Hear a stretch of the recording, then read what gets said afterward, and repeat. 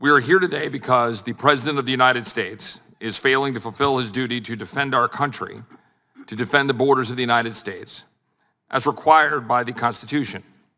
Specifically, the Constitution states, the United States shall guarantee to every state in this union a republican form of government and shall protect each of them against invasion. Now, I've read and heard and I'm aware of the academic arguments about the definition of invasion, and I'm sure we'll cover that in the hearing today. But the reality of those of us living on the front lines, the reality of those of us who live in Texas, Arizona, and states along the border, that notwithstanding any protestations to the contrary, we are experiencing an invasion at the southern border. Since the beginning of this administration, there have been more than 7 million encounters at our southern border. Now, that in and of itself doesn't define an invasion. But when you compare it to the 2.4 million encounters of the previous administration, and when you look at what's actually occurring now, with over 5 million aliens having been released into the United States, which includes more than 1.8 million known gotaways. This is a mix of releases, gotaways, people that have come in under the so-called CBP-1 app released, people that have been released in the United States with dates to appear as late as 2035, 2031, 2, 4, 5. And these numbers on the gotaways, by the way, are likely conservative estimates. Secretary Mayorkas himself admitted some 85% of migrants encountered at the border are being released immediately, automatically released into the United States. That is not a border. That does not allow for any actual determination of an asylum claim or any legitimate claim under law. Importantly, these releases include hundreds, thousands of criminals that have wreaked havoc on our communities. In 2022, 20-year-old Kayla Hamilton was raped and murdered in her home in Maryland by an MS-13 gang member released by this administration. We have examples like that in every state in the union, and we have hundreds of examples like that in Texas of criminal activity, of people being released by this administration. Even those with ties to extremist groups and activities have entered the country through our border. This includes a migrant wanted in Senegal for terrorism-related crimes. Last March, a member of the terrorist group Al-Shabaab crossed the southern border, was released, traveled to Minnesota, where he was eventually arrested by ICE. Again, there are many of these examples. Indeed, since the beginning of fiscal year 2021, 331 known or suspected terrorists have been caught crossing the southern border. Now, I know my colleagues on the other side of the aisle, some witnesses will pull that apart about, well, what lists do you have that are associated with terrorists? Is it a real terrorist list? Well, is it FARC, but it's not a certain part of the world? The fact is, there is an increasing number of known individuals affiliated with dangerous groups across this world that are flooding into the United States because this administration refuses to carry out its constitutional duty to maintain operational control of the border on behalf of the United States. By the way, that 331 compares to just 11 from 2017 to 2020 under the administration of President Trump.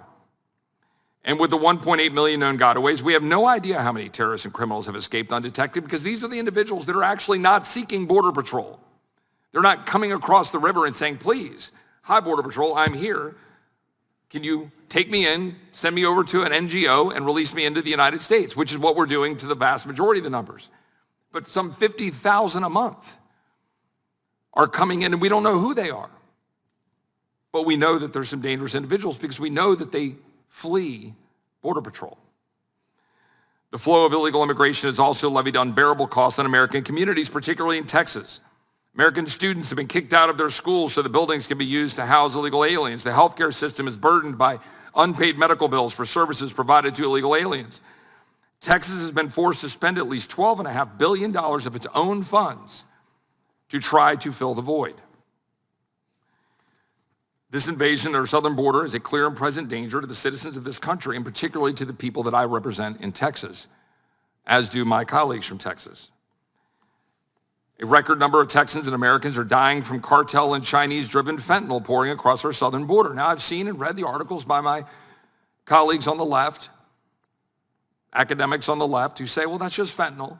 It comes through the ports of entry. Nothing you can do can stop that. It has nothing to do with the fact that we have wide open borders, despite the fact that the experts on the borders, the Border Patrol folks who have to actually do the job, who are pulled off the line to process people in direct contravention of our laws, they will tell you that this is much worse because they're unable to police the borders. They're unable to do their job between the ports of entry or at the ports of entry at the level that they should be able to do so. As a result, 6 children in the school district in which my family resides, just southwest of Austin in Hays County, Texas, died from fentanyl poisoning last year alone. We've had witnesses testify here. We had the mother and the father of one of those kids testify here. We just ignore it. We ignore this grim reality of what's happening to our country.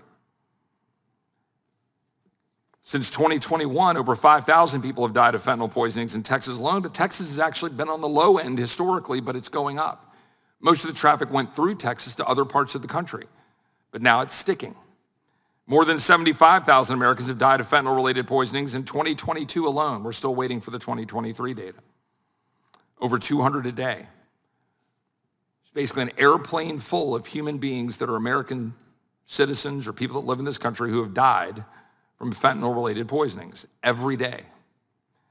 I met last week in Brackettville, Texas, about 3 hours from my house, about 45 miles from Eagle Pass, with about 200 landowners and local officials in South Texas, breaking down in tears at the destruction of their community. One rancher who's had to fix his fence 400 times.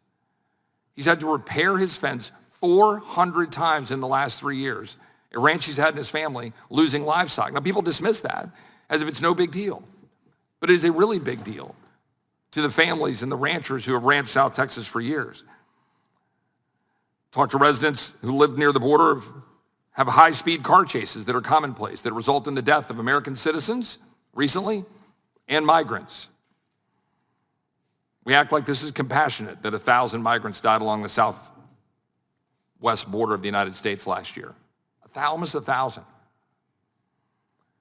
And this flow of illegal immigration has enriched and emboldened the cartels. John Mudlin, the chief Border Patrol agent in the Tucson sector, has told Congress that, quote, nobody crosses without paying the cartels.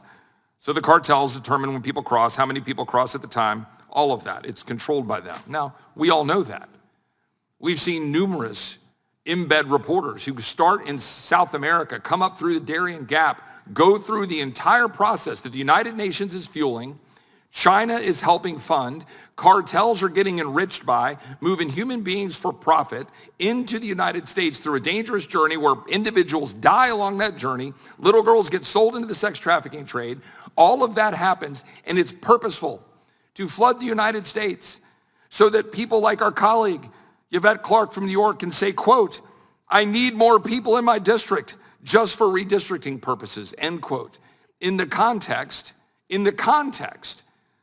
of a conversation about saying there's no more room in the inn for people to come to the United States. That was the direct quote. This is very clearly an invasion. It is a purposeful one, and it's inflicting dangerous consequences on our country and the people of Texas. We're here to talk about the constitutional powers for states to be able to manage that process in the absence of any effort by the federal government. The Constitution contemplates that states could repel and defend themselves against invasion because they expected the federal government to do its job. In almost a throwaway clause at the end of Article 1, but a clause nonetheless, it says the governors, the people of the state, have the right to defend themselves.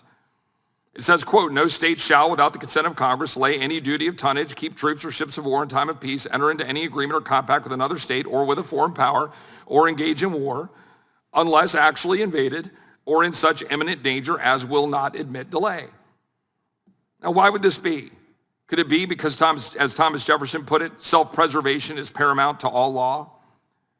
The fact of the matter is, of course, the people of Texas have a right to defend themselves, just as I have a right to defend my home and my family if it is under attack.